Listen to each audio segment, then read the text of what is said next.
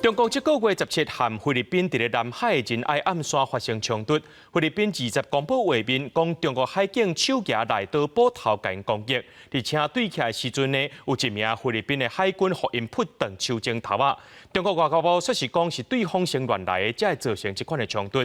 这场意外也让南海主权争议局势变愈紧张。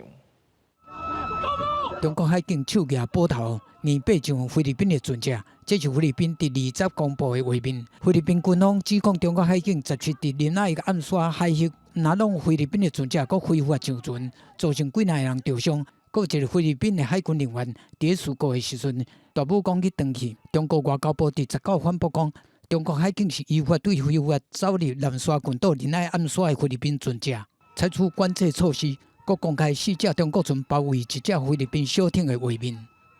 我想强调的是，菲律宾不顾中方的劝阻，执意侵闯中国南沙群岛仁爱礁，是造成这次事态的直接原因。不过，根据菲律宾官员的讲法，迄天菲律宾海军的冲击船要去仁爱暗线执行补给任务，中国海警唔但用补头、佮举刀啊、佮钢腿啊攻击因，佮甲箱仔内的8支 M4 步枪、导航设备佮其他的补给品抢走，实在就是海惨。不过，北京方面有另外因的家己的讲法。菲方一再声称运补的是生活物资，但实际上一直在偷运建筑材料，甚至武器弹药，企图长期侵占仁爱礁。中国菲律宾南海主权的争议愈来愈紧张。顶礼拜已经有真侪菲律宾民众去中国驻菲律宾大使馆抗议。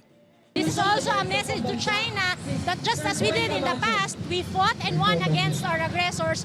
We also stand now undeterred in fighting for, or in claiming and in showing that the people are united against China's harassment in the West Philippine Sea.